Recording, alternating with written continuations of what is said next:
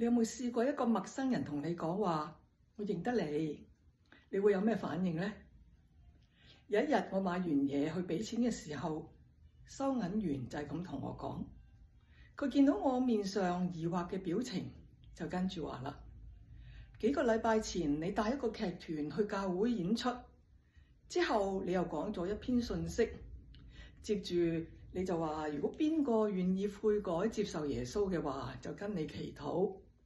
我有跟你祈禱㗎，但係我就冇跟住你後來嘅邀請企起身，因為我怕醜咯。其實類似嘅情形咧，喺游泳池嘅更衣室都發生過。當時又着住泳衣，面上又冇修飾，都幾尷尬㗎。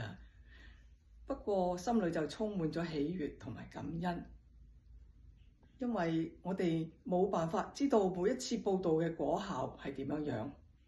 神知道就得啦。正如撒種人，佢永遠唔知道邊一粒種子落喺乾地，邊一粒種子落喺好土。要做嘅就係一個忠心嘅撒種人就得啦。